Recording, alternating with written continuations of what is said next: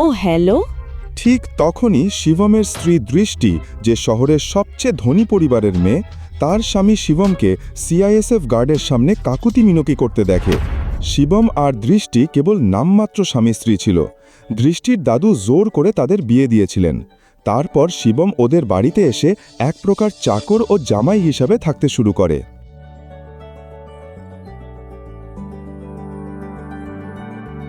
Mister ভিখারি, তুমি এখানে কি করছো? তুমি জানো তো আমার গুরুত্বপূর্ণ ইনভেস্টররা এখানে আসছেন। আমি তাদের স্বাগত জানাতে এসেছি। আমি এখানে কোনো নাটক চাই না।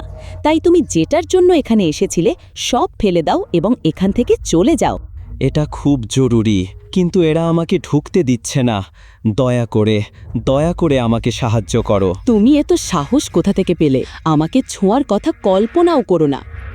তোমাকে আমেরিকা যেতে হবে? আমেরিকার বানান বলো একবার। তুমি কি আদৌ আমেরিকার বানান জানো? কে সেই বোকা যে তোমার জন্য আমেরিকার টিকিট বুক করেছে? শিবম, যে একজন সাধারণ ছেলে এবং রাস্তার ধারে খাবার বিক্রি করে, তার সঙ্গে আমেরিকার কি সম্পর্ক? অফিসে যাও। আমি ইনভেস্টরদের নিয়ে অফিসে যাচ্ছি। ওদের জন্য সকালের খাবারটা রেডি করে রেখো। কোনো ঝামেলা করার আগে একবার ভাবো, না হলে দেশ ছাড়ার তো প্রশ্নই ওঠে না। এই শহর আর তোমার ঘর ছাড়ার আগেও 100 বার ভাবতে হবে। আমি তোমার জীবনটা আরও দুর্বিষহ করে তুলব। এটাই আমার শেষ বার্তা। এটা খুব জরুরি। ঠিক তখনই দৃষ্টির বিজনেস পার্টনার ঋষভ তাকে জিজ্ঞেস করল, তুমি এই ভিখারির সঙ্গে কথা বলছো কেন? ওকে 50 টাকা দাও আর এখান থেকে তাড়িয়ে দাও। ঠিকভাবে কথা বলো, ও আমার স্ত্রী, বুঝলে? কি বলছে ও? দৃষ্টি, এটা কি তোমার স্বামী? ঋষভের এই প্রশ্ন শুনে দৃষ্টি কয়েক সেকেন্ডের জন্য চুপ করে যায়, কিন্তু তারপর অনেক সাহস নিয়ে এসে জবাব দেয়, আরে ঋষভ, সত্যি বলছি, ওর দিকে একবার তাকাও। তুমি ওর কথা বিশ্বাস করছো কেন? ওর অবস্থা দেখো। ওর পাশে দাঁড়াতেই আমার লজ্জা লাগছে। তুমি ভাবছো ও আমার স্বামী হতে পারে?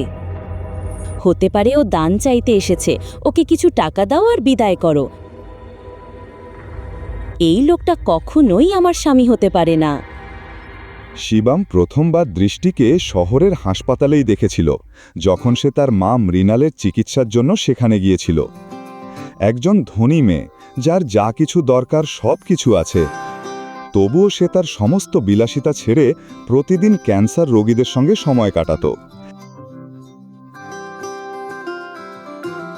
দৃষ্টি সমস্ত রোগীদের জড়িয়ে ধরত এবং রোগীরাও দৃষ্টিকে ভালোবাসা দিত। তারা আশীর্বাদ দিত তাকে। আর যখন শিবম ওকে দেখেছিল, তখন তার উদারতা ওর হৃদয় ছুঁয়ে গিয়েছিল। সেই মুহূর্তেই শিবম তার হৃদয় দিয়ে ফেলেছিল দৃষ্টিকে।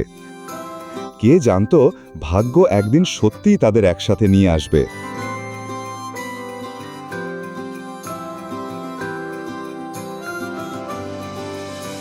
এখন আমার কথা শোনো, না হলে মুখ ভেঙে দেব। এখান থেকে বেরিয়ে যাও। শিবম নিজের ভাগ্যের জন্য ভিতরে ভিতরে কাঁদছিল। ও সেখান থেকে চলে যেতে যাচ্ছিল। ঠিক তখনই একটি কালো গাড়ি এয়ারপোর্টে এসে দাঁড়ায়, যেখান থেকে শহরের সবচেয়ে বড় ব্যবসায়ী নিতিন রায়জাদা বেরিয়ে আসেন। তার চোখ সরাসরি শিবমের উপর পড়ে এবং ওকে দেখেই তিনি ওর দিকে দৌড়ে যান। শিবম, আপনি? স্যার, আপনি আমাকে চিনতে পেরেছেন? মিস্টার রায়জাদাকে চেনে না এমন কেউ ছিল না, কিন্তু ওনাকে শিবমের সঙ্গে কথা বলতে দেখে দৃষ্টি এবং ঋষভ দুজনেই অবাক হয়ে যায়। এমন বড়লোক লোকটা ওই ভিখারিকে কিভাবে চিনতে পারে? আমিও সেটাই ভাবছি। মিস্টার রায়জাদা প্রায় 5,000 কোটি টাকার সম্পত্তির মালিক। তাহলে উনি ওই ভিখারির সঙ্গে কথা বলছেন কেন? নিশ্চয়ই ও ওনার ড্রাইভার হবে। হ্যাঁ, এসো, তাড়াতাড়ি এসো।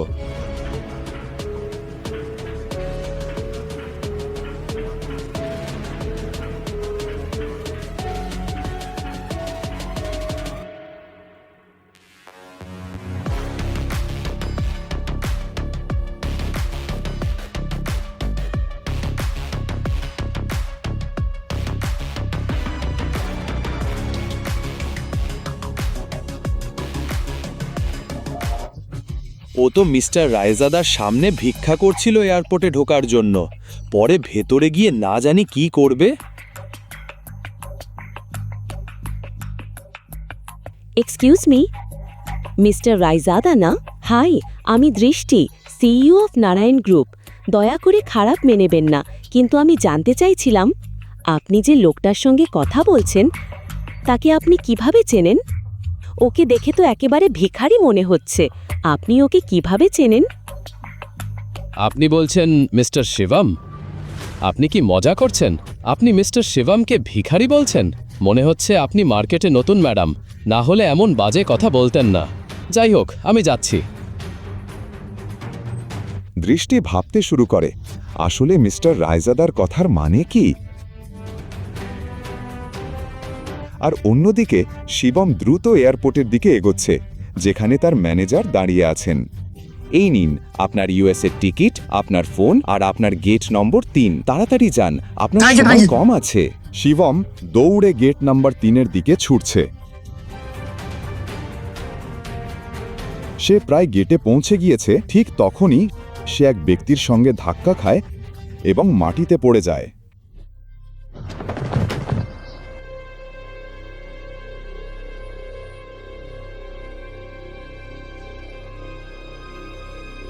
স্যার, আপনি ঠিক আছেন? তুমি কি অন্ধ? এটা এয়ারপোর্ট, কোনো কলোনির পার্ক নয়। কে এই ভিখারিকে ভেতরে ঢুকতে দিল? আমি তাড়াহুড়ো করছিলাম, তাই ধাক্কা লাগলো। আমাকে যেতে দিন না, হলে আমার ফ্লাইট মিস হয়ে যাবে, দয়া করে।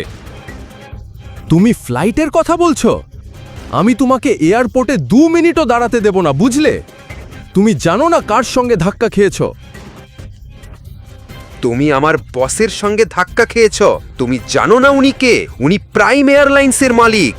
আমার ফ্লাইট প্রাইম এয়ারলাইন্সের। দয়া করে আমি ক্ষমা চাচ্ছি, এখন ছেড়ে দিন, এটা জরুরি। তোমার জরুরি দরকার আছে? দয়া করে আমাকে যেতে দিন। Ticket ticket. এই, আমি দেখব কিভাবে তোমার মতো ভিখারি আমার এয়ারলাইনের ফ্লাইটে ওঠে, বুঝলে? টিকিট টিকিট টিকিট ছিঁড়ে ফেলো। টিকিট। এই, আমাকে ছেড়ে দিন। নিচু হয়ে দাঁড়াও, সেখানেই থাকো। নিচু হয়ে দাঁড়াও, সেখানেই থাকো। টিকিট ছিঁড়ে ফেলো।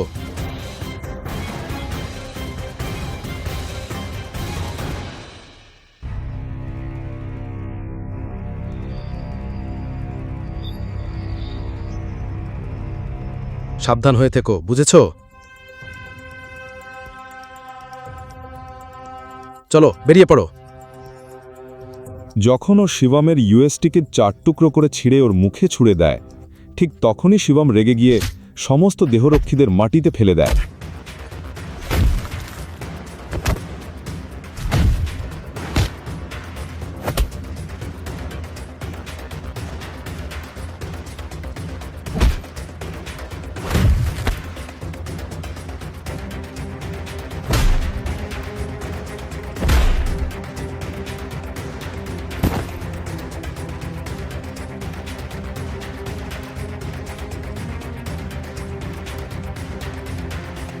এত সাহস তোদের?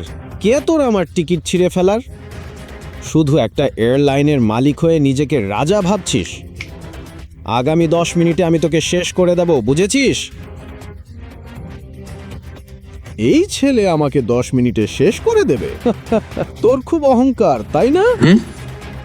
আয়, আমি এখানেই দাঁড়িয়ে আছি, দেখি তো কি করতে পারিস। এরকম অনেককে দেখেছি আমি। হ্যালো, শুনুন আমার কথা। ইয়াং মাস্টার, এই পাশে।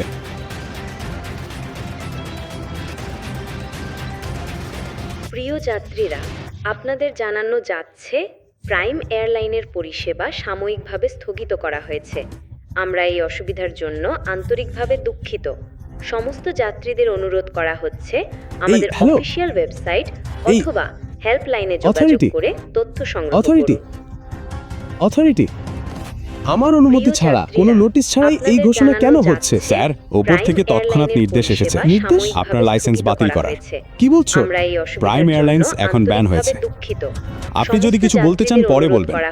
হ্যালো, আমাদের হ্যালো। অফিসিয়াল ওয়েবসাইট অথবা হেল্পলাইনে যোগাযোগ করে তথ্য সংগ্রহ করুন। আমি তো বলেছিলাম 10 মিনিটের মধ্যে তোমাকে শেষ করে দেব। প্রিয় যাত্রীরা, তোমার এয়ারলাইন আপনাদের ব্যান করিয়ে জানানো দেব। যাচ্ছে, প্রাইম এয়ারলাইনের তোমাকে রাস্তায় নিয়ে পরিষেবা আসব। সাময়িকভাবে স্থগিত তুমি করা একজন হয়েছে। সাধারণ মানুষ। আমরা এই অসুবিধার জন্য তুমি কিভাবে এটা করতে আন্তরিকভাবে পারো? দুঃখিত। সমস্ত আমি যাত্রীদের কোটিপতি অনুরোধ করা মানুষ। হচ্ছে, আমার আমাদের এয়ারলাইন official ব্যান করতে website হলে অথবা প্রধানমন্ত্রীকেও helpline অর্ডার যোগাযোগ পাঠাতে হয়। করে তথ্য সংগ্রহ করুন। তুমি কিভাবে এটা 10 মিনিটে একটা ফোন করে করলে? আমি তো তোমার এয়ারলাইন ব্যান করেই দিয়েছি। তুমি যে ভারতের টাকা সুইস ব্যাংকে রেখে প্রতারণা করেছো, মনে আছে?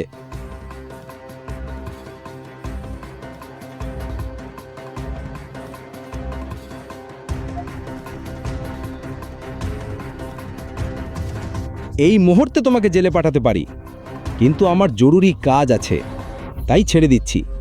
না হলে তোমার হাতেই একটা ভিক্ষার থালা দিতাম আর তোমাকেই ভিক্ষা করতে বাধ্য করতাম।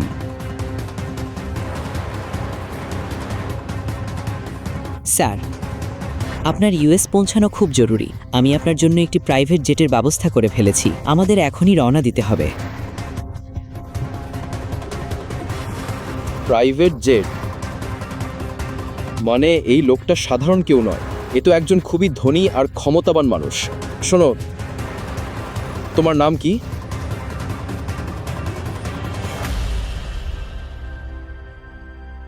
তোমার নাম কি? সরি স্যার, সরি, আমাকে মাফ করে দিন স্যার, ক্ষমা চাচ্ছি। যদি আগে জানতাম স্যার, তাহলে আমি নিজেই আপনার জন্য জেটের ব্যবস্থা করতাম। দয়া করে মাফ করে দিন স্যার, আমি আর কোনোদিন এমন ভুল করব না। আমি আর কোনোদিন এমন ভুল করব না। এখন তো তোমার এ লাইনই নেই, তুমি ভুলটাই বা কিভাবে করবে? কে এই ইয়াং মাস্টার, যিনি শহরের সবথেকে ধনী মানুষকেও মাথা নিচু করতে বাধ্য করলেন? কি তার আসল পরিচয়? সুপ্রভাত স্যার। সুপ্রভাত। স্যার, ব্যাগটা ঠিক আছে, স্যার প্লিজ দিন, আমি রেখে দিচ্ছি। ধন্যবাদ।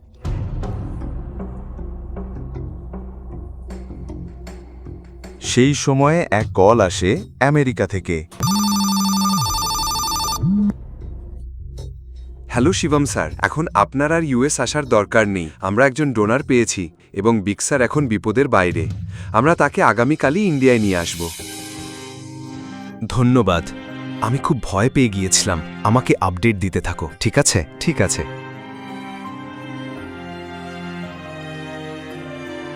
শিবম কোনো দুশ্চিন্তা ছাড়াই এরপর থেকে বেরিয়ে এলো। সরাসরি তার শ্বশুরবাড়ি অর্থাৎ নারাং ম্যানশনে চলে গেল।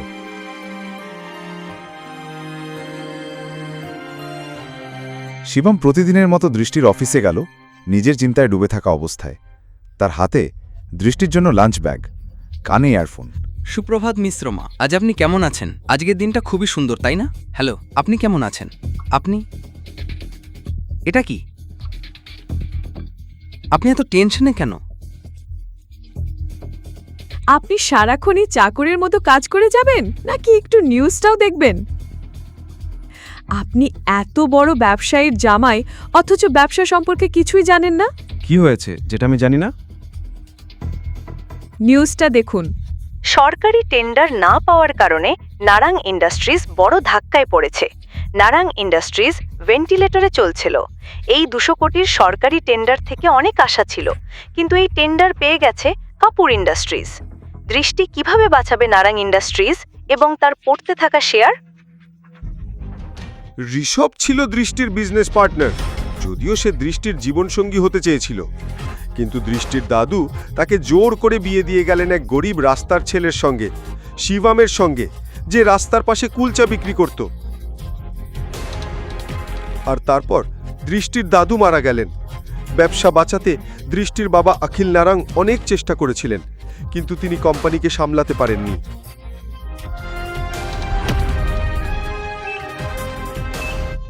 এই মানসিক চাপে তার শরীর খারাপ হয়ে যায়, লোকসান বেড়েই চলেছিল, তাই দৃষ্টিকেই দায়িত্ব নিতে হয়।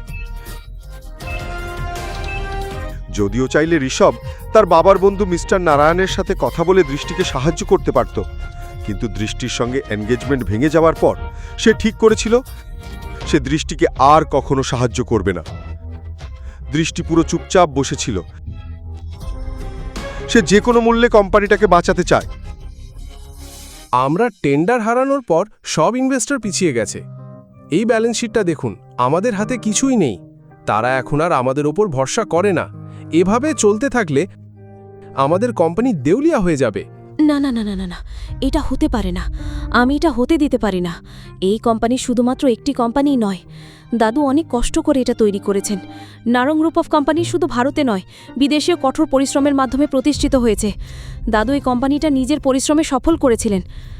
আমাদের একটা ভুলের জন্য বা শুধু এই কারণে যে আমরা কিছু করতে পারিনি, আমি আমার দাদুর কষ্টের ফল নষ্ট হতে দিতে পারি না। আমাদের কিছু একটা করতেই হবে। আমি এই কোম্পানিটা হারাতে পারি না, এটা কোনো অপশানই না। আপনারা সবাই দয়া করে কিছু ভাবুন। হয়তো আপনাদের কোনো আইডিয়া আছে, কোনো না কোনো সমাধান নিশ্চয়ই থাকবে, শুধু সেটা খুঁজে বের করতে হবে। প্রিয় দৃষ্টি, তোমার দাদুর সময় থেকেই আমাদের কিছু বিশ্বস্ত ব্যবসায়িক সঙ্গী ছিল, যাদের সঙ্গে আমরা বহুদিন ধরে ব্যবসা করতাম। কিন্তু তার মৃত্যুর পর এবং ঋষভের নির্দেশে আমরা তাদের সঙ্গে লেনদেন বন্ধ করে দিয়েছিলাম। তুমি যদি বলো, আমি তাদের সঙ্গে মার্জারের ব্যাপারে কথা বলতে পারি। না রাজা কাকা, এটা কোনো অপশন নয়। আর যেভাবে আজকের খবর বেরিয়েছে, তাতে আমি মনে করি না কেউ আমাদের সাহায্য করতে পারবে। মোহিত, অন্য কোনো অপশন দেখি আমরা। এদিকে দেখি আমরা আর কি করতে পারি। রাজা মাউলি ওরফে রাজা কাকা ছিলেন দৃষ্টির দাদুর পুরনো বিশ্বস্ত লোক, কিন্তু এখন তিনি কেবল নামমাত্র কোম্পানির অ্যাডভাইজার। নারাং ইন্ডাস্ট্রিজ এবং তার পড়ে যাওয়া শেয়ার। হ্যালো, হ্যাঁ ম্যাম, আমি ফাইলগুলো নিয়ে আসছি। আমাদের বিশেষজ্ঞদের থেকে আমরা জানব নারাং ইন্ডাস্ট্রিজের ভবিষ্যৎ কি, কিভাবে দৃষ্টি বাঁচাবে নারাং ইন্ডাস্ট্রিজ এবং তার পড়ে যাওয়া শেয়ার। ভিশন।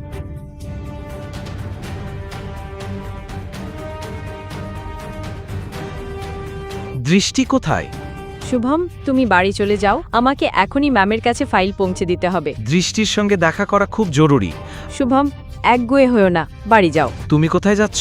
মিটিং রুমে।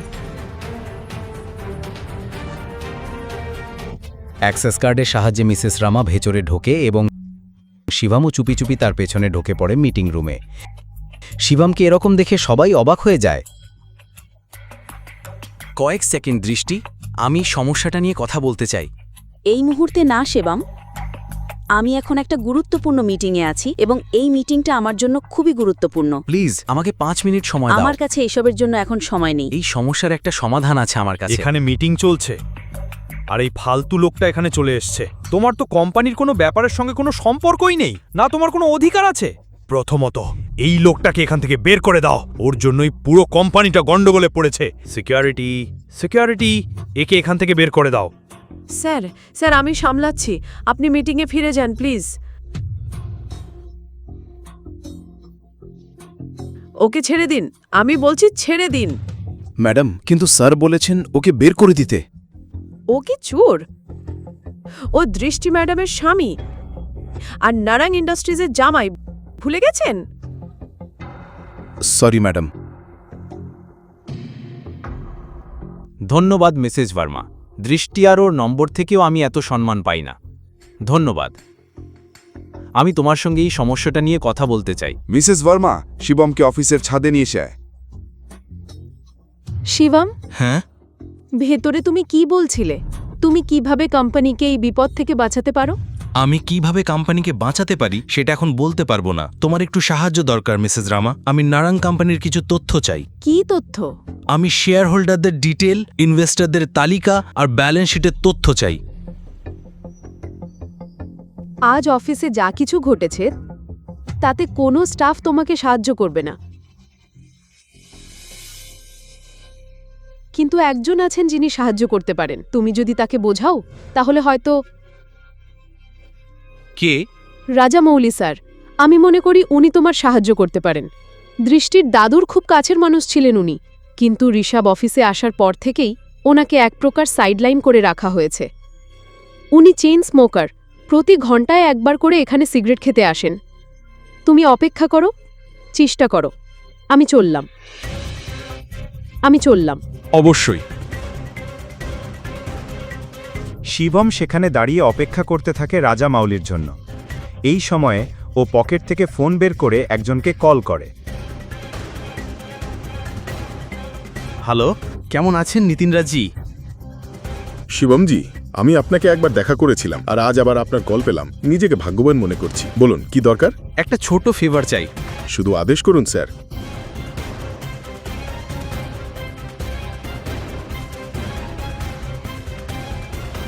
ডিটেলটা তাড়াতাড়ি দিন আর কল ব্যাক করুন। ওকে, বাই।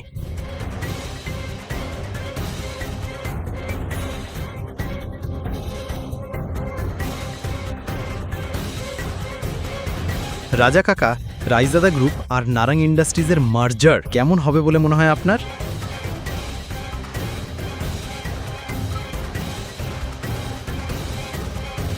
রায়জাদা, ওদের কথা তুমি কিভাবে জানলে? ওরা আমাদের পুরনো ব্যবসায়িক পার্টনার ছিল। শিবম, তুমি ওদের সম্পর্কে কি জানো? এরপর শিবম এমন কিছু বলল রাজা কাটাকে, যেটা শুনে উনি চমকে উঠলেন। উনি সিগারেট ফেলে দিয়ে শিবমকে নিয়ে গেলেন কনফারেন্স রুমে।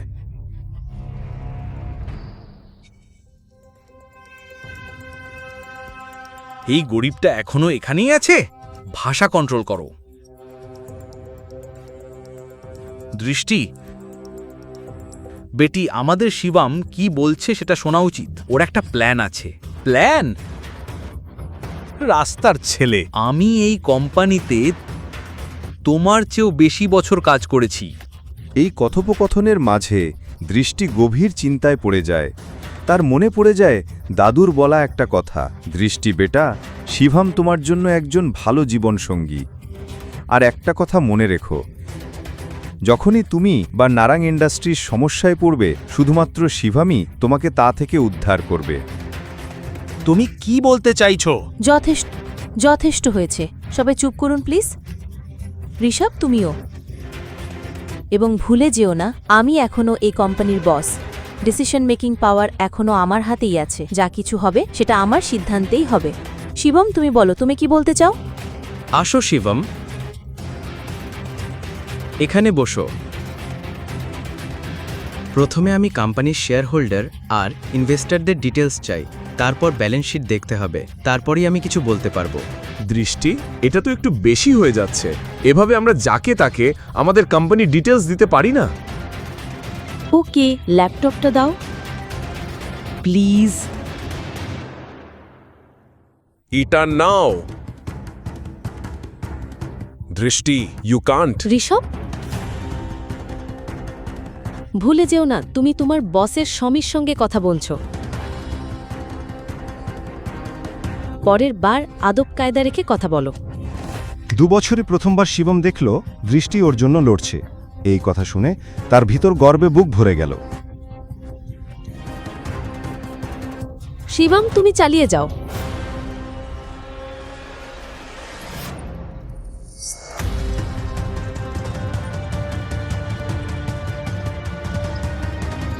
ব্যালেন্স শিটে কিছু লেনদেন নিয়ে আমার সন্দেহ হচ্ছে। যেভাবে ইনভেস্টররা কোম্পানি ছেড়ে চলে যাচ্ছে তার একটা প্যাটার্ন আছে। এখানে নিশ্চয়ই কোথাও সমস্যা আছে। কি বাজে কথা বলছো তুমি? বাজে কথা বলা বন্ধ করো আর বলো শেয়ার পড়া কিভাবে থামানো যাবে। আমাদের কোম্পানির সব শেয়ার ব্যাক করে নিতে হবে। সিম্পল। বাহ, দারুণ। নতুন আইডিয়া নাকি? মোহিত, চুপ কর। তুমি কি ভাবো আমরা কোনোদিন এটা ভাবিনি? শান্ত হও। শিবম, আমাদের কাছে ফান্ড কোথায়? আমাকে 1 মিনিট দাও, শুধু 1 মিনিট ব্যাস। এটা বলেই শিবম ফোন থেকে একটা নাম্বার ডায়াল করে, আর তারপর ফোনে যা বলল সেটা শুনে সবাই স্তব্ধ হয়ে গেল। ঋষভ আর মোহিতের চোখ কপালে। ভালো করে শুনুন আমার কথা। প্রথমত, রায়জাদা থেকে নারাং ইন্ডাস্ট্রিজের সঙ্গে সঙ্গে 500 কোটি ট্রান্সফার করুন। দ্বিতীয়ত, রায়জাদা গ্রুপ আর নারাং ইন্ডাস্ট্রিজের মধ্যে মার্জারের ঘোষণা দিন। আর হ্যাঁ, শেষ কথা, কাপুর ইন্ডাস্ট্রিজের সব শেয়ার সঙ্গে সঙ্গে কিনে নিন। দৃষ্টি এত বড় বড় কথা শিবমের মুখে শুনে হতবাক হয়ে যায়। বিশ্বাসই করতে পারছিল না যে তার ঘরোয়া স্বামী নারাং ইন্ডাস্ট্রিজের মতো কোম্পানিকে এত বড় গ্রুপের সঙ্গে মার্জ করে দিয়েছে। শিবম, তুমি কে? ব্রেকিং নিউজ, এই মুহূর্তে বড় খবর আসছে। রায়জাদা গ্রুপ ঘোষণা করেছে ইন্ডাস্ট্রিজের সঙ্গে মার্জার। এই ঘোষণায় নারাং ইন্ডাস্ট্রিজ আবার তলানি থেকে শীর্ষে উঠে এসেছে। নারাং ইন্ডাস্ট্রিজের মতো একটি কোম্পানির রায়জাদা গ্রুপের সঙ্গে যুক্ত হওয়া একটি বড় ব্যাপার এবং এটা খুবই লাভজনক প্রমাণিত হয়েছে।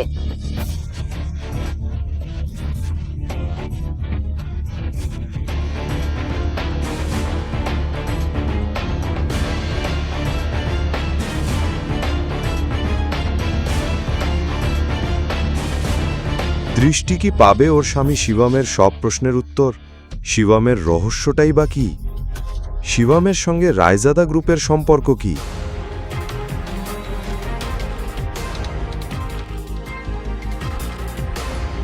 একটা টাকার জন্য যিনি হাহাকার করতেন, সেই শিবম কিভাবে দেউলিয়া হয়ে যাওয়া নরং ইন্ডাস্ট্রিজকে আবার 500 কোটি টাকার সংস্থায় পরিণত করল? একজন অমূল্য মানুষ কিভাবে নরং ইন্ডাস্ট্রিজকে রায়জাদা গ্রুপের সঙ্গে মার্জ করালো? নরং ইন্ডাস্ট্রিজ দেউলিয়া হওয়ার পেছনে ঋষাবের কোনো ষড়যন্ত্র ছিল কি? এই যে সবকিছু এখনো ঘটল তা একেবারে জাদুকরী স্বপ্নের মতো ছিল, কিন্তু একটা বিষয় আছে যা শিবম এখনো সবার চোখের আড়ালে লুকিয়ে রেখেছে। এটা ছিল তার অন্তর্নিহিত শক্তি, যা শিবম বহুদিন ধরে আবিষ্কার করার চেষ্টা করছিল। শিবম সেখান থেকে বেরিয়ে গিয়ে একটি বিয়েতে গেল, যেখানে তার সঙ্গে দেখা হলো করণের, যে ছিল দৃষ্টির কাজিন। সে কখনো শিবমকে অপমান করা থামায়নি। শিবম আর তার মধ্যে প্রচুর উত্তেজনা ছিল, অনেক দিন ধরেই এই ঝগড়াঝাটি চলছিল। কিন্তু সেদিন শিবম করণকে আবার অপমান করল। সে এটা তার আত্মীয়দের সামনে করেছিল এবং তারপর সেখান থেকে বাড়ি চলে গেল।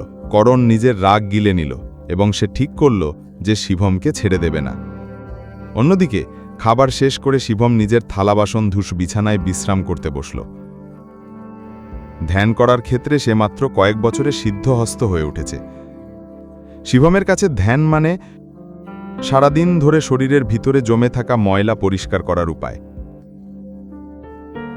তখনই শিবম হাত বাড়িয়ে বিছানার পাশে রাখা এক টুকরো কালো পাথর তুলে নিল। সে সেটা নিজের মুঠোয় চেপে ধরল। হাত সামান্য নাড়াতেই পাথরটি ছাই হয়ে গেল এবং আঙুলের ফাঁক দিয়ে মিলিয়ে গেল। শিবমের চোখে উত্তেজনা ভরে উঠল এবং সে নিজের কাছে বলল যে ভস্য শক্তি তার রূপ নিয়েছে। তার গুরুও বলেছিলেন যে সে কেবল তখনই তক্ষক মহলের বংশধর হিসেবে বিবেচিত হবে যখন সে নিজের অন্তর্নিহিত শক্তি জাগ্রত করবে। আর তারপরই শুরু হবে তার খোঁজ সেই বিশেষ রাজদা পরিবারের মানুষদের খুঁজে বের করার জন্য, যাদের সঙ্গে সে মেলাতে পারবে তার গুরুর দেওয়া প্রতীক জেড পাথরের সাহায্যে। সেই মুহূর্তেই শিবম নিজের জীবন বদলে দিতে পারবে। শুধু তাই নয়, শিবম পাবে এমন সব কিছু যা সাধারণ মানুষের নাগালের বাইরে, যেমন প্রাচীন ওষুধ, ধনসম্পদ এবং তার পূর্বপুরুষদের শক্তি। এই জ্ঞানেই ঘটে এমন ঘটনা, এখানে কারো গৌরব আর শক্তির কোনো সীমা নেই। সে সবুজ পাথরটিকে হাতের মধ্যে ঘোরাতে থাকল, যা তার গুরুর দেওয়া প্রতীক। শিবম ভাবল যে তার শক্তিগুলি সম্পূর্ণরূপে জাগ্রত হয়েছে। এখন সময় এসেছে সবকিছু নিজের হাতে নেওয়ার এবং পদক্ষেপ নেওয়ার। শিবম শক্তি জাগ্রত করার পর সে নিজের ক্ষমতা ব্যবহার করল, যাতে দৃষ্টির অফিসে দৃষ্টি আর তার সঙ্গে যা কিছু ঘটেছিল সেখানে উপস্থিত সবাই তা ভুলে যায়। এমনকি নিতিন রাজদাও ভুলে যেছিল যে শিবমের সঙ্গে কি হয়েছিল। কিন্তু শিবম এটা কেন করল? সময়ই বলবে কেন সে এমনটা করেছিল। পরের দিন শিবমের সঙ্গে দেখা করল তার বাবা, যে অনেক দিন ধরে তাকে জোর করছিল দেখা করার জন্য। তোমার দাদু গত 2 বছর ধরে শয্যাশায়ী। তিনি খুব অসুস্থ। স্বাস্থ্য খারাপ থাকা সত্ত্বেও তিনি একগুঁয়ে হয়ে আছেন যে তিনি শুধু আর একবার তোমার সঙ্গে দেখা করতে চান। তিনি শুধু চান যে তুমি ফিরে আসো। ভবেশ, যে শিবমের বাবা, বললেন, তোমার কাকাও বিয়ে করেছেন। তোমার 2 কাকারই শুধু 2টি মেয়ে আছে। শাহ পরিবারের একমাত্র দাবিদার শিবম নিজেকে অপমানিত করে বলল, তাহলে তুমি চাও আমি পরিবারের উত্তরাধিকারী হই? আমাকে তোমাদের দর কষাকষির হাতিয়ার হতে হবে? তুমি আসলেই খুব সরল, ঠান্ডা গলায় বলল ভবেশ।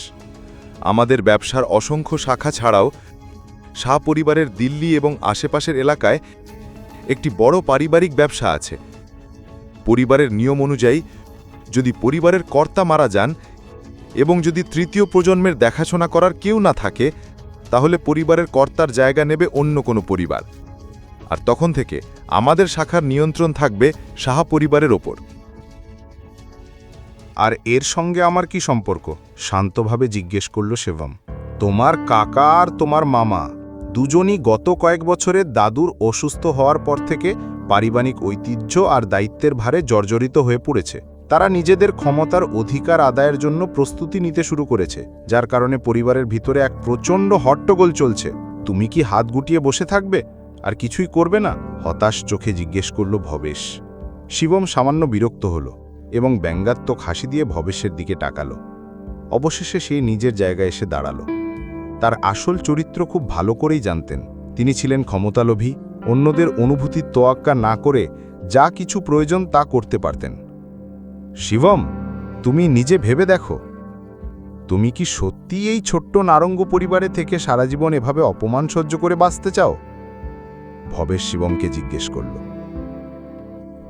গতকাল নারঙ্গ পরিবারের বিয়েতে তোমাকে কত বড় অপমানের মুখে পড়তে হয়েছিল। তুমি কি তাদের উপর প্রতিশোধ নেওয়ার ক্ষমতা চাও না?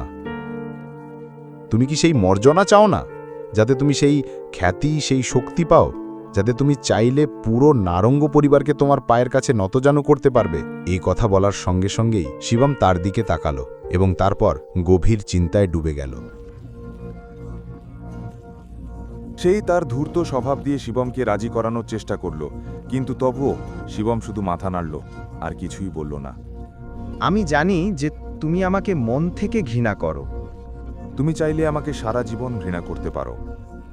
যদি তুমি আমাকে তোমার বাবা হিসেবে মেনে নিতে না চাও, তবে সেটাও করো না, গম্ভীরভাবে বলল ভবেশ।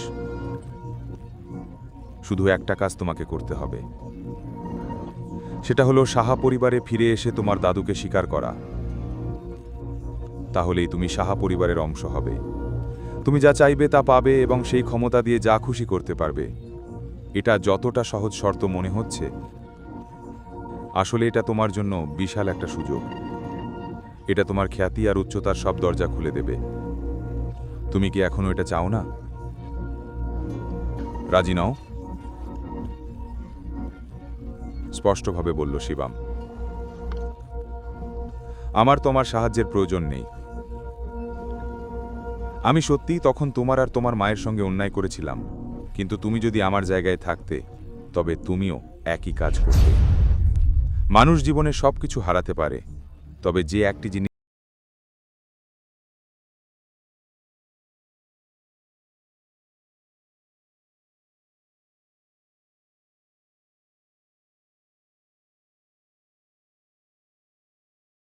দশক পরেও ভবেশ শিবম আর তার মায়ের সঙ্গে যা করেছিল, সে নিয়ে কোনো অনুশোচনা বা অপরাধ বোধ ছিল না।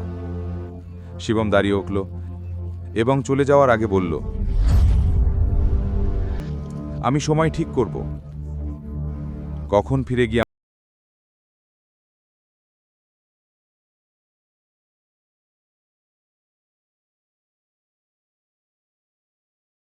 তোমাকে শর্ত বলে দিয়েছি এবং তোমার জবাবের জন্য অপেক্ষা করব। আমি জানি না কেন, তবে আমি নিশ্চিত তুমি শেষমেশ মত পরিবর্তন করবে। হ্যাঁ, তুমি যা বলতে চাও বলো, বা যা করতে চাও করো। Noida city east district, Raizada group building.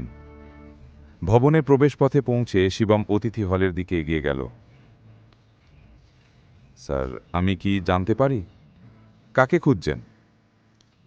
Receptionist ভদ্রভাবে জিজ্ঞেস করল।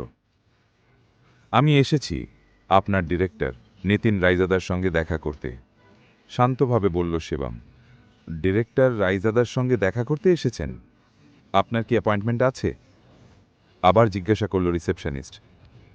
শিবমের সাধারণ স্ট্রিটওয়্যার ধাঁচের পোশাক দেখে মনে হচ্ছিল না সে এমন কেউ যে বড় মানুষ ডিরেক্টর নিতিন রাইজাদার সঙ্গে কথা বলার ক্ষমতা রাখে। তাকে দেখা তো দূরের কথা। আপনি শুধু ওনাকে আমার বার্তা দিন আর হুবহু আমার কথা মতো বলুন। ওনাকে বলবেন আমি চেতন আনন্দ রাইজাদার বন্ধু। ঠিক আছে, একটু অপেক্ষা করুন। ভবনের অপর প্রান্তের ডিরেক্টরের অফিসে একটা আলাদা কক্ষে এক মধ্যবয়স্ক কঠোর মেজাজের মানুষ নথি আর ফাইল পরীক্ষা করছিলেন। অনুমতি পাওয়ার পর এক তরুণ ভেতরে এলো। সেক্রেটারি ভদ্র আর নরম গলায় অফিসে ঢুকে বলল, ডিরেক্টর স্যার, ফ্রন্ট ডেস্ক থেকে বার্তা এসেছে যে কেউ আপনার সঙ্গে দেখা করতে এসেছে। আমার তো এখন কোনো অ্যাপয়েন্টমেন্ট নেই, তাই না? দেখো, যেই হোক না কেন, সে হয়তো নিজের জন্য ঝামেলা খুঁজছে, আমার জন্য নয়। আর এর জন্য তোমাকে প্রতিটি মানুষের ব্যাপারে, যারা এখানে আমার সঙ্গে দেখা করতে এসেছে, তা আমাকে জানানোর প্রয়োজন নেই। বুঝেছি স্যার। স্যার, ওই লোকটি আমাকে একটি বার্তা দিতে বলেছে। সে বলছে সে চেতন আনন্দ রায়জাদার বন্ধু। আমি ভেবেছিলাম হয়তো আপনার পরিবারের কেউ বা কোনো আত্মীয় এসেছে আপনাকে খুঁজতে। তাই স্যার, আমি রিপোর্ট করতে এসেছি। চেতন আনন্দ রায়জাদা? চেতন আনন্দ রায়জাদা? সে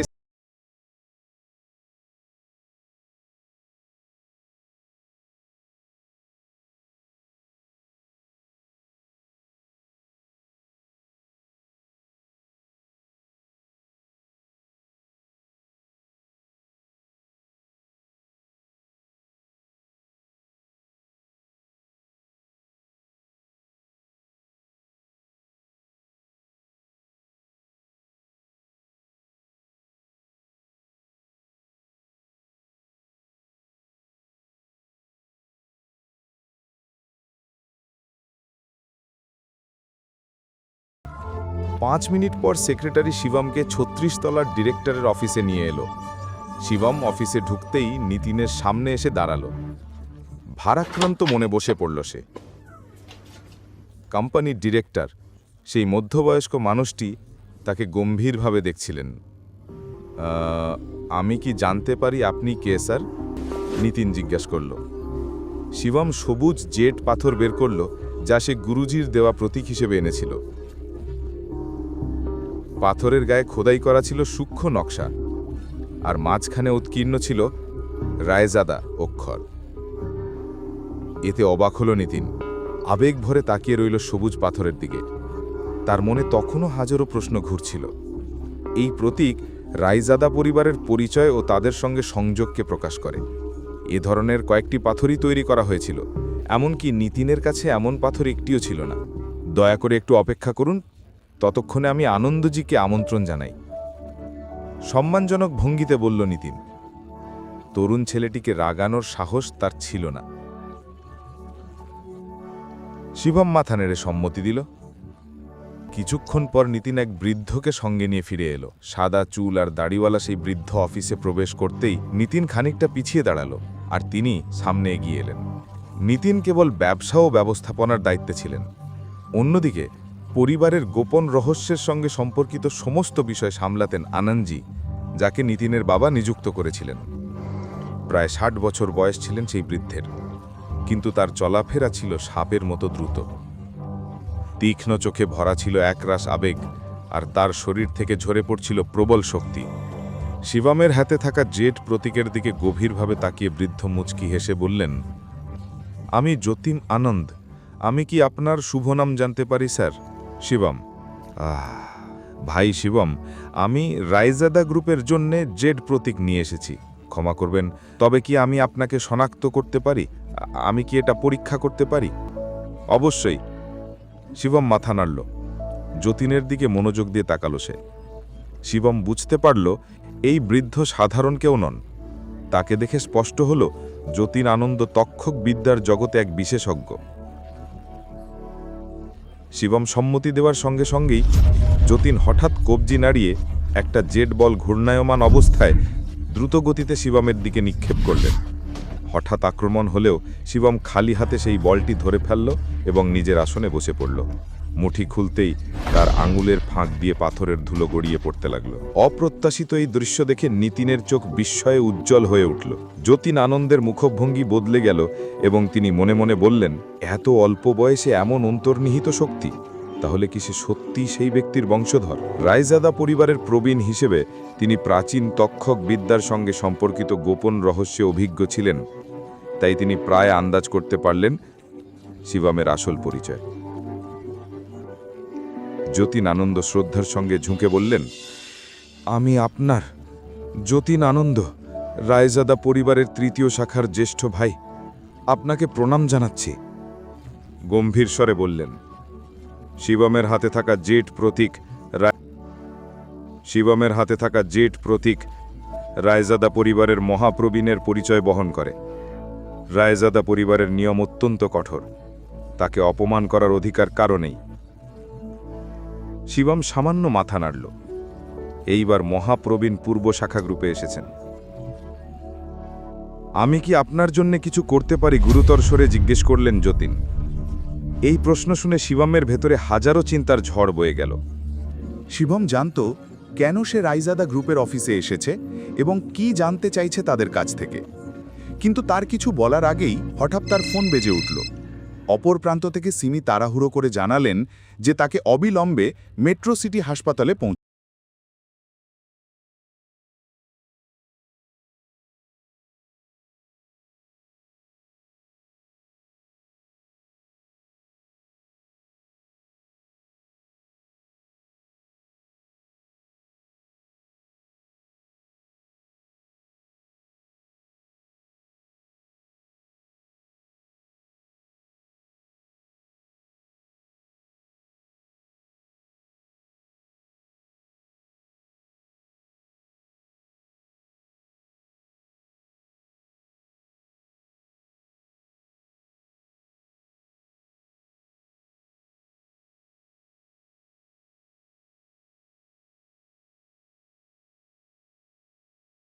রাজি হয়।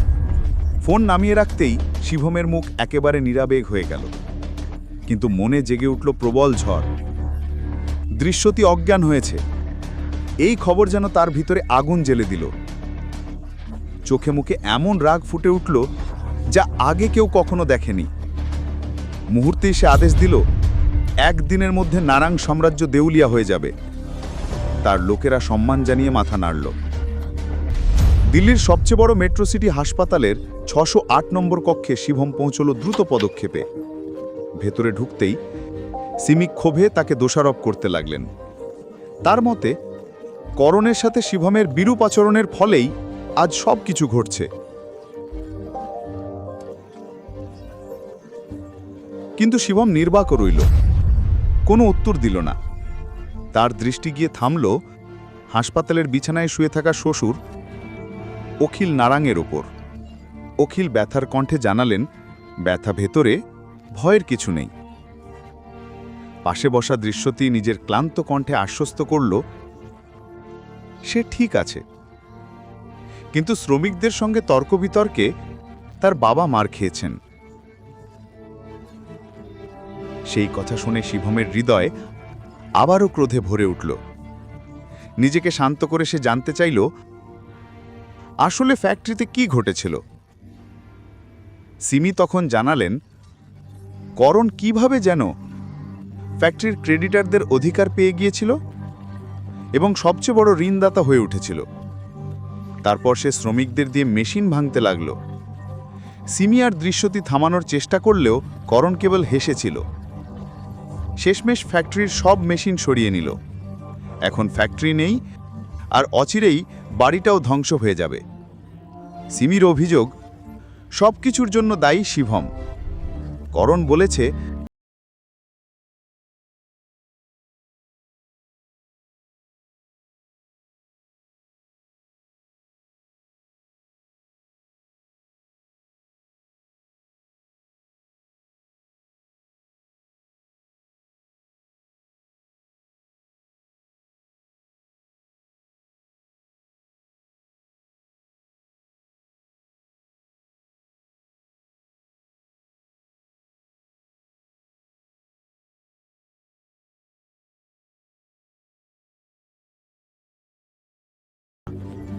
অখিলের এই কথায় সিমিও নীরব হয়ে গেলেন।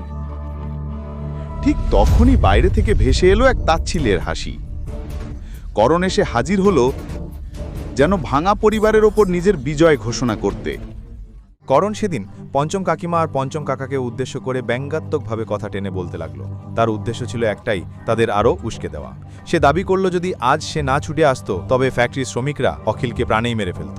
দৃশ্যটি আর সহ্য করতে পারল না। তার মনে হলো সব বিশৃঙ্খলার আসল কারিগর করণ নিজেই, অথচ এখন নকল নায়কের মতো আচরণ করছে। রাগে ফেটে পড়ল। পরিবারের কেউই করণের অতিরিক্ত বুদ্ধিদীপ্ত ভান আর সহ্য করতে পারছিল না। করণ তখন দীর্ঘশ্বাস ফেলে বলল, এই পরিবার অকৃতজ্ঞ। সে দাবি করল তার ইচ্ছা ছিল অখিলের সব ঋণ মিটিয়ে দেওয়া, আর এতে যদি সে না থাকতো হয়তো অখিল আজ জীবিতই থাকতেন না।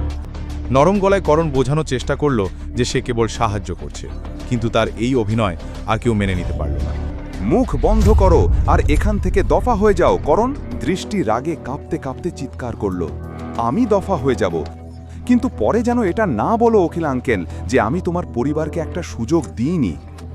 আসলে তোমাদের তো কৃতজ্ঞ হওয়া উচিত, কিন্তু তোমরা সেটা মানছ না। তাই আমি কালই ঋণদাতাদের অধিকার ছেড়ে দেব। তখন তোমরা সবাই ধ্বংস হয়ে যাবে। লোন আর পাওনাদাররা তোমাদের পিছু ছাড়বে না যতদিন তোমরা বেঁচে আছো। তুমি বাজে কথা বলছো। কারখানা, বাড়ি আর গয়না বন্ধক রেখে আমরা আমাদের সব ঋণ শোধ করতে পারবো। তাহলে ঋণদাতারা আমাদের পেছনে লাগবে কেন? দৃষ্টি প্রশ্ন করল। করণ গর্বভরা হাসি দিয়ে উত্তর দিল, ওই নিকৃষ্ট জুয়েলারি প্রসেসিং ফ্যাক্টরির সব যন্ত্রপাতি ভেঙে গেছে।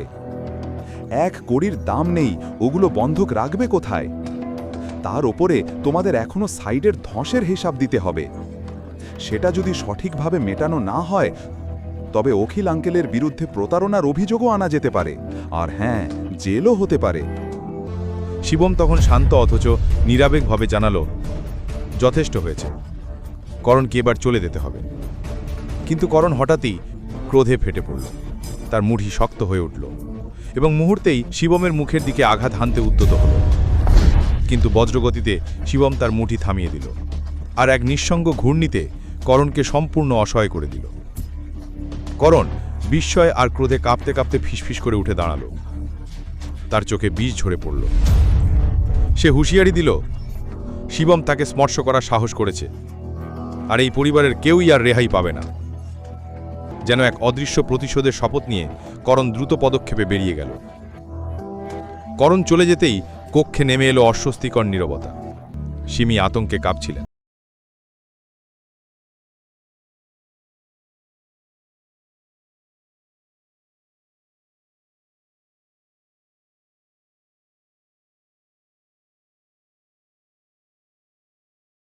এখন কি হবে তাদের? কে বাঁচাবে তাদের? শিবম তখন নিরাবেগ কণ্ঠে সবার উদ্দেশ্যে স্পষ্ট করে জানালো, এ বিষয়ে সে নিজেই ব্যবস্থা নেবে। তাদের আর ভয় পাওয়ার কিছু নেই। তার দৃঢ় কণ্ঠে ভরসা খুঁজে পেলেন পরিবারে বাকিরা। তবে সিমি বিদ্রুপ মিশ্রিত সুরে বললেন, শিবমের সে ক্ষমতা নেই। কিন্তু তার মুখোমুখি হতেই তিনি হঠাৎ যেন এক নতুন মানুষকে চিনলেন। শিবমের চোখে এমন শীতল অথচ অটল দৃঢ়তা ছিল যা তাকে কাঁপিয়ে দিল। মুখ খুলে আরও কিছু বলতে গিয়েও সিমি স্তব্ধ হয়ে গেলেন। এরপর শিবম কোমলভাবে দৃশ্যটির দিকে তাকাল, ভালোবাসায় ভরা দৃষ্টিতে তাকে আশ্বস্ত করল, যেন মৃদু স্পর্শে তাকে বিশ্বাস করালো যে কিছু খারাপ আর ঘটবে না, সে তার পাশে আছে। দৃশ্যটির মন তবুও দ্বিধায় ছিল, তবু এক অদ্ভুত উষ্ণতা তাকে ঘিরে ধরল, যেন প্রথমবারের মতো সে অনুভব করল শিবমের ওপর বিশ্বাস রাখা যায়। এখন প্রশ্ন একটাই, শিবম করণের ওপর হাত তোলার পর এর ফল ভোগ করবে কি দৃশ্যটির পরিবার, নাকি শিবম সত্যি তাদের রক্ষা করবে? কি হবে প্রথমবার যখন শিবম ব্যবহার করবে রহস্যময় তক্ষক বিদ্যা? নারাং পরিবার কি এবার দেখতে পাবে শিবমের সম্পূর্ণ ভিন্ন এক রূপ? আজ নারাং জুয়েলারি গ্রুপ বিল্ডিংয়ের ফ্লোরে এক অস্বাভাবিক অস্থিরতা দেখা গেল। স্টাফরা আতঙ্কিত অবস্থায় ছিল। কি হচ্ছে এটা? কর্পোরেশনে এত হইচই কেন? দাদা, এসব কি হচ্ছে? আমি গলফ খেলছিলাম, হঠাৎ করেই একের পর এক আমাদের বড় বড় ক্লায়েন্টদের ফোন আসতে শুরু করলো যে তারা নারাং গ্রুপের সাথে চুক্তি বাতিল করতে চায়। এর বাইরে আর কোনো কারণ নেই যে আমাদের কর্পোরেশন হঠাৎ এভাবে দুলে উঠবে। হঠাৎই নারাং পরিবারের বড় ভাই এবং নারাং গ্রুপের ডিরেক্টর জোরে কাশলেন সবার মনোযোগ আকর্ষণ করতে। সবাই ঝগড়া বন্ধ করো, আগে ব্যবসার কথা বলি। এই ধরনের সমস্যার সমাধানে সবসময় একটা না একটা পথ থাকে। আজ তার মুখে একেবারেই অন্যরকম ভাব ফুটে উঠেছিল। যেদিন থেকে তিনি নারায়ণ গ্রুপের ডিরেক্টর হিসেবে দায়িত্ব নিয়েছিলেন, কর্পোরেশন একটানা মসৃণভাবে চলছিল। কখনো কোনো পতন বা ক্ষতি হয়নি, কারণ এর আগে কখনো এমন চমকপ্রদ পরিস্থিতির মুখোমুখি হতে হয়নি। মিটিং রুমে এক মুহূর্তেই নীরবতা নেমে এলো। সবাই চিন্তিত দৃষ্টিতে তার দিকে তাকিয়ে রইল এবং তার কথা শোনার অপেক্ষায় থাকল। ডিরেক্টর স্যার, আপনি যে ডেটার হিসাব চেয়েছিলেন সেটা এসে গেছে। এখন বলো, আজ আমাদের কত বড় এবং পুরনো ক্লায়েন্টরা আমাদের সাথে তাদের কন্ট্রাক্ট শেষ করেছে। ডিরেক্টর স্যার, ডেটা অনুযায়ী আজ আমাদের নারায়ণ গ্রুপের শেয়ারের ক্ষতি 30%-এরও বেশি বেড়েছে এবং ইতিমধ্যেই ক্র্যাশ করেছে। এতে ছোট শেয়ার হোল্ডাররা আতঙ্কিত হয়ে পড়েছে এবং তারা তাদের শেয়ার অবিলম্বে তুলে নিতে চাইছে। আজ দেশের বেশিরভাগ শহরে আমাদের ডজন খানেকেরও বেশি জুয়েলারি সেলস চ্যানেল কেটে দেওয়া হয়েছে এবং আমাদের সব কন্ট্রাক্ট বাতিল করতে বাধ্য হতে হয়েছে। এর বাইরে পূর্বপ্রদেশ থেকে 20টিরও বেশি জুয়েলারি ও সম্পর্কিত কোম্পানি জুয়েলারি কমার্স অ্যাসোসিয়েশন এবং জেনারেল চেম্বার অফ কমার্সে অংশ নিয়েছে এবং তারা যৌথভাবে প্রকাশ্যে ঘোষণা করেছে যে তারা নারায়ণ গ্রুপের সাথে কোনো সহযোগিতায় নেই। বর্তমান পরিস্থিতি এমন যে বাজারে আর কেউ নারায়ণ গ্রুপকে বিশ্বাস করছে না। তার মুখ ফ্যাকাশে হয়ে গেল, যেন তিনি কোনো ভূত দেখেছেন। তিনি নিজেই এখনো বুঝতে পারছেন না কে এই শক্তিশালী ব্যক্তি যে তার উপর এত রেগে আছে যে একদিনেই পুরো নারায়ণ গ্রুপকে দেউলিয়া করে দিল। তুমি কি এই সমস্যার কোনো সমাধান বের করেছ? সবচেয়ে চিন্তার বিষয় হলো এর কোনো স্পষ্ট সমাধান নেই।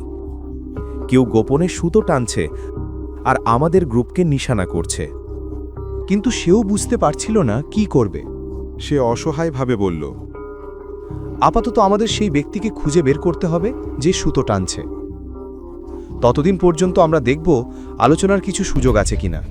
দুজন নেতাই বুঝতে পারছিল না আসলে কাকে তারা অপমান করেছে। অবশেষে কে সেই ব্যক্তি যার হাতে সময় এবং ক্ষমতা আছে নারায়ণ গ্রুপকে দেউলিয়া করার। এ দেখে দুজন প্রধানই অসহায় হয়ে পড়ল।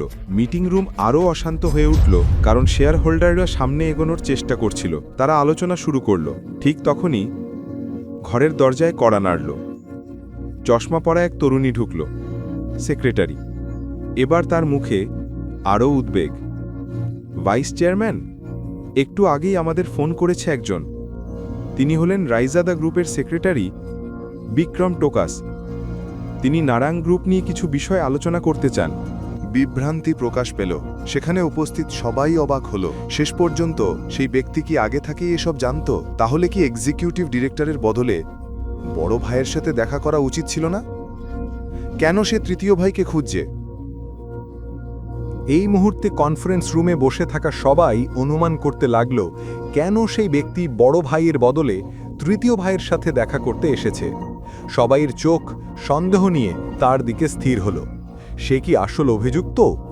এর সঙ্গে এর কোনো যোগ আছে কি? তার কি রাইজাদা গ্রুপের সাথে কোনো সম্পর্ক আছে? এই সব প্রশ্নের উত্তর পেতে হলে শুধুমাত্র পকেট এফএমে শুনুন। এখনই পকেট এফএম অ্যাপ্লিকেশন ডাউনলোড করুন, লিংক বর্ণনায় দেওয়া আছে।